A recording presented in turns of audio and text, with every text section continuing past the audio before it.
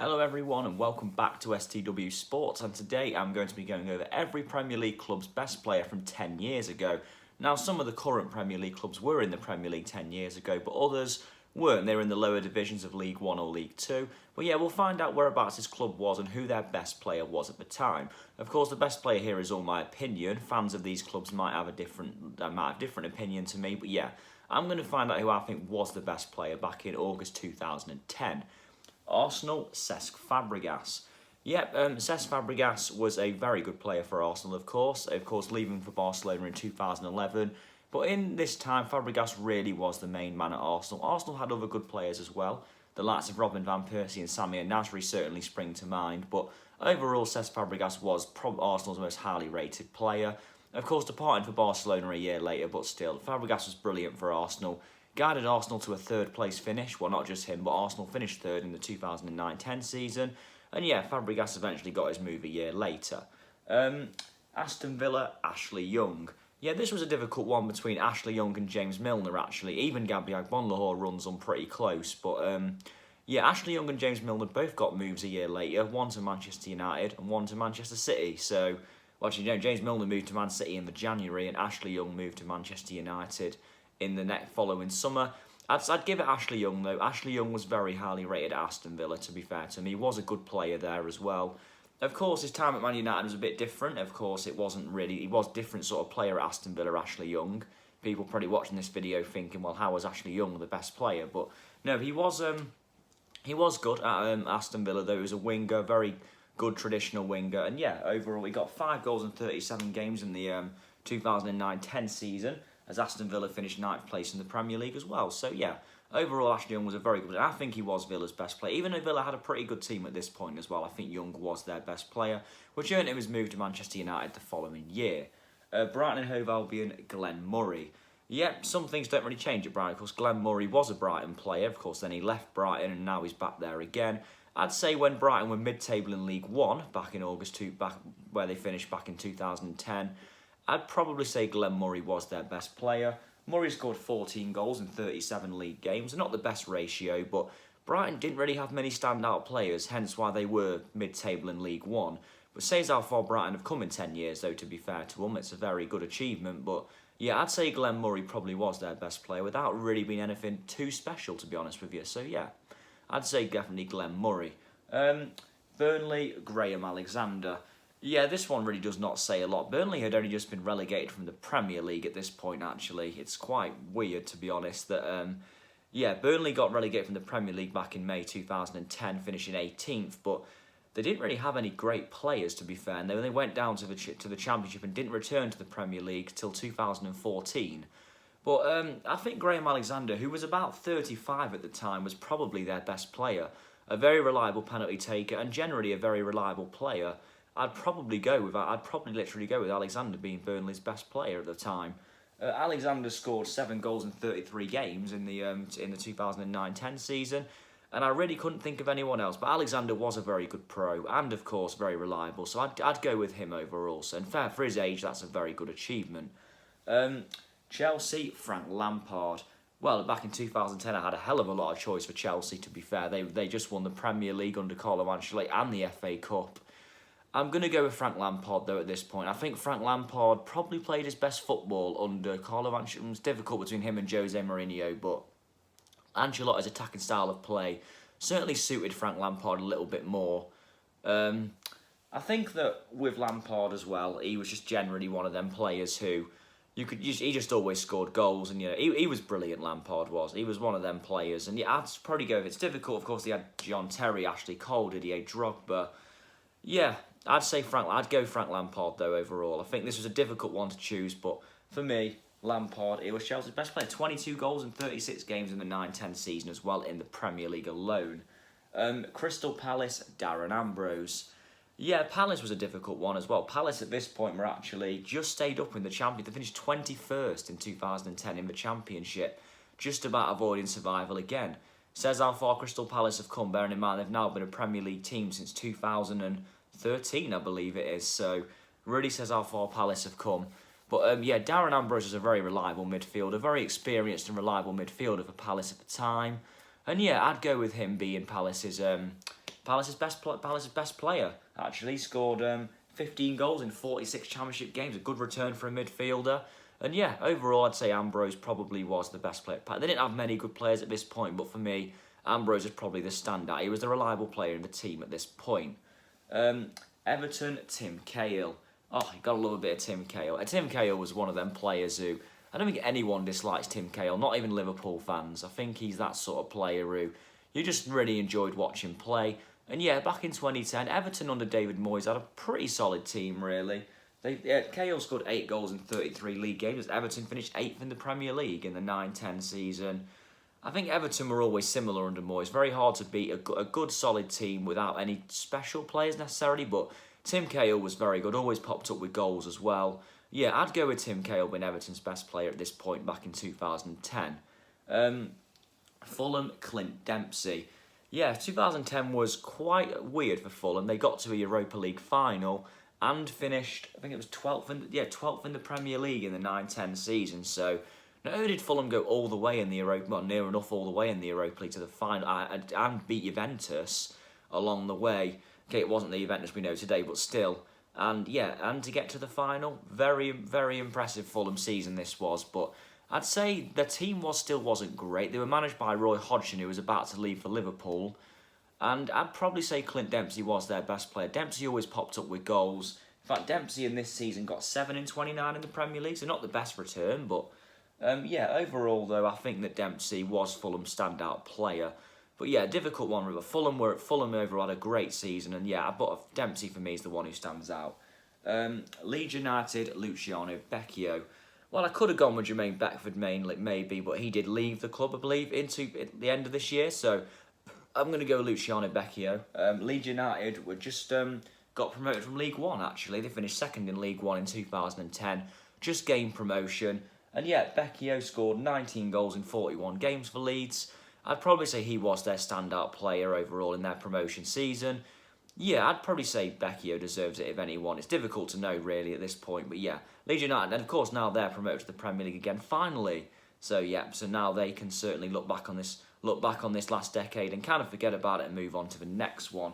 But yeah, overall, Luciano Becchio is the player. Leicester City, Andy King. Well, Leicester City have had some eventful decade, haven't they? So, bearing in mind, Andy King, who's still at the club, believe it or not, Andy King is still a Leicester City player. Can't even get a look in anywhere near their team now. Was their best player 10 years ago. Andy King scored 9 goals in 43 games back in 2009-10 season, as Leicester City would lose the Championship playoff semi-final to Cardiff. Yeah, I mean, let's be honest, Leicester City's last decade has been very eventful indeed. The Great Escape, the promotion in 2014, the Great Escape in 2015, and then Premier League champions in 2016, and they very, very nearly got Champions League football just this season. But yeah, I'm going to say the best player back then was Andy King, someone who can't even get a look in the Leicester team now, as I said, so it's quite weird to think, really, and he's still a Leicester player. But yeah, I can only really think of Andy King, so I'm going to go with him overall out of all the players. Liverpool, Steven Gerrard. Yeah, this one kind of writes itself, of course. Steven Gerrard would have been Liverpool's best player in pretty much any Liverpool team he was in, near enough. And back in 2010, I'd say Gerrard was comfortably Liverpool's best player. Liverpool were going for a pretty difficult time in 2010, just finished 7th in the Premier League, got rid of Rafa Benitez, hired Roy Hodgson, and things only got worse from there. And yeah, it's been a bit of a ride for Liverpool to get back to where they are, recently being crowned Champions League and Premier League champions. But yeah, Steven Gerrard, though, scored 9 goals in 33 games in the 2009-10 season. This probably wasn't even the best version of Steven Gerrard, but still, he was comfortably Liverpool's best player. Fernando Torres was leaving the club the following January, not quite the same player. So yeah, for me, Gerrard is comfortably Liverpool's best player, as he would have been in most Liverpool teams. Manchester City, Carlos Tevez. Yep, Carlos Tevez, who famously swapped Manchester United for Manchester City. Yeah, I'm going to say, well, just as Man City got the riches in just a couple of years later, I'm going to say Carlos Tevez was their best player. The striker signed from Man United and did really well for a couple of seasons at least, until that bust up with Roberto Mancini, which, yeah, we don't really need to talk about. But yeah, Tevez scored 23 goals in 35 Premier League games in the 2009-10 season, so a brilliant return for Tevez. And yeah, he was a very good striker for City, and he was a player who did elevate them up a level as well, Tevez. So yeah, I'd go with him. They were just about to sign David Silva, but I couldn't quite choose him because he hadn't really played at this point. So yeah, Tevez for me, their best player back in. And they finished 5th in the Premier League in 9-10, just missing out to Tottenham on Europe as well. But yeah, Tevez was comfortably their best player at this point for me. Manchester United, Wayne Rooney. Yeah, 2010, Ronaldo left a year prior, so I have to go with Wayne Rooney. Wayne Rooney was, of course, a very good player, as we all know. Man United finished 2nd in the 2009-10 season, missing out on goal difference to Chelsea. But yeah, Rooney, though, of course, Rooney was always a very reliable player, scored many goals, of course. One of the greatest players in Premier League history. This Man United team, though, yeah, I'd definitely say Rooney was quite comfortably their best player, really. Didn't really take me too long to think about it, so yeah. 2009-10 Rooney. Rooney scored 26 goals in 32 games for Man United. This was Wayne Rooney's 2nd highest goal scoring season at Man United in the Premier League as well. So, yeah, comfortably Wayne Rooney for me was their best player back in 2010. Newcastle United, Kevin Nolan. Yeah, Newcastle United had just won the Championship in 2009-10, of course. Pretty much walked the Championship, really. It was a comfortable Championship win. Their best player in that team, I'd probably go with Kevin Nolan. They never had many great players in that team, but Kevin Nolan was always a very good Championship, even a Premier League player, to be fair. Big fan of Kevin Nolan, thought he was quite underrated, really. And yeah, back in 2009-10, when he swapped Premier League West Ham for a Championship Newcastle, Kevin Nolan had a very good season, scoring 17 goals in 44 Championship games, and yeah, guiding Newcastle to the Premier League as well. I'd say Kevin Nolan was comfortably their best player at this point. Sheffield United, Darius Henderson. Well, just the previous season gone, their best player was arguably Dean Henderson, and now we're changing to Darius Henderson. But this was a very different Sheffield United, to be honest with you. Darius Henderson scored 12 goals in 32 Championship games, and as Sheffield United finished 8th in the Championship. So yeah, I mean, it wasn't, this was a Sheffield United team who were, just about on the brink of promotion to the Premier League. Maybe things got worse for Sheffield United after this, to be fair. But yeah, a different Sheffield United to what we know now. But yeah, for me, Darius Henderson was their best player at this point. They never had many standouts though, so yeah, it's not really. It was pretty difficult choosing, to be honest with you. Southampton, Ricky Lambert. Yep, we all remember Ricky Lambert, of course, from his brief Premier League stint with Southampton, and his also forgettable one with Liverpool. But yeah, his Southampton one was more memorable. Yeah, Ricky Lambert was League One at this point with Southampton, who finished 7th, just missing out on the playoffs. Ricky Lambert scored 30 goals in 45 Championship games. Brilliant stuff from Ricky Lambert. He was a very good striker at Southampton. Probably a Southampton legend, to be honest with you, the amount he did for the club. Yeah, Ricky Lambert this season, he was comfortably their best player at this point. Southampton were in League One, struggling to get out of League One. Things got better for Southampton after this, to be fair to them. They ended up getting promoted to the Premier League eventually, but still. Ricky Lambert, though, very good season in this season. Yeah, Ricky Lambert, for me, comfortably the best player in August 2010 for Southampton. Tottenham Hotspur, Jermaine Defoe. This one was difficult because Tottenham had Luka Modric at this point, and a couple of other players as well. Gareth Bale wasn't quite there yet at the point he was one of their best players, but I'm going to go with Jermaine Defoe. Jermaine Defoe was very good for Tottenham, a very reliable goal scorer. Jermaine Defoe is a clinical goal scorer.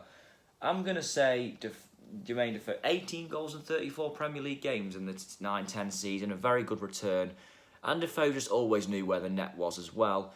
Tottenham had a good team, so it's difficult really choosing this, but I'm going to say Defoe. He was their top scorer as well, and he guided them to Champions League football. So yeah, I'm going to say Jermaine Defoe.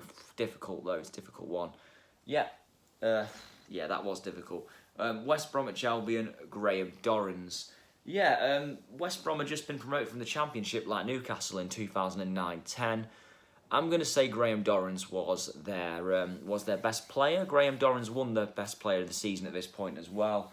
13 goals in 45 Championship games. Dorrans was a very, workhorse-like player. And yeah, I'd say West Brom didn't really have too many standouts, so I'm probably going to go with Graham Dorrans as their best player overall.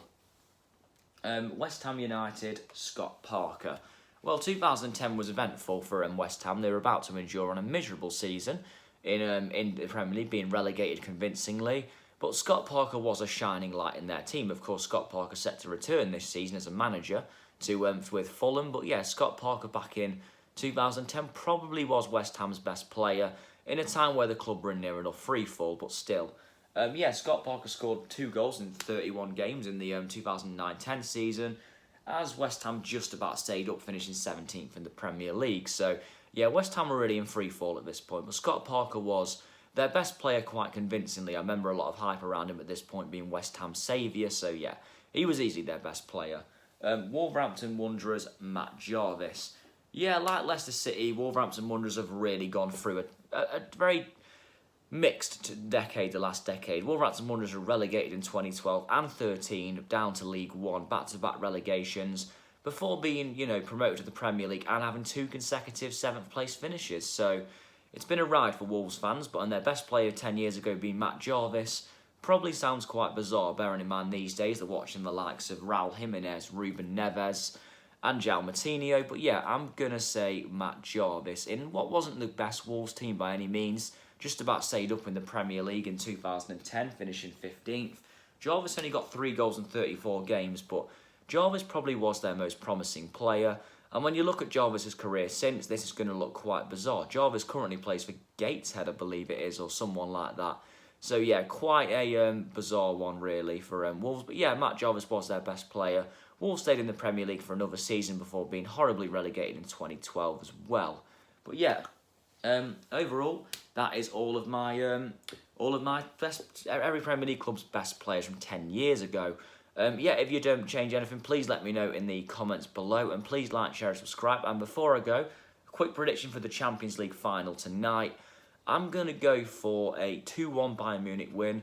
I think Bayern Munich deserve to win this tournament. I think they've obviously had some great results, beating Tottenham 7-2 in the group stage, beating Chelsea 7-1 in aggregate, and last but not 8-2 victory over Barcelona was absolutely incredible. One of the most dominant displays I've ever seen. They absolutely took them apart. So yeah, I'm going to go with a Bayern Munich 2-1 win.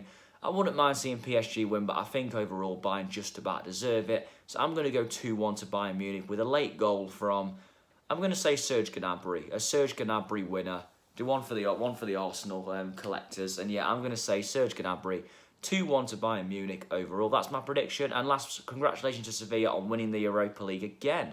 Sevilla winning 6 Europa Leagues in 14 years. Nearly half the Europa Leagues. Crazy stuff. So fair play to Sevilla, and Bayern Munich tonight I'm going for, but let's hope for a very entertaining final.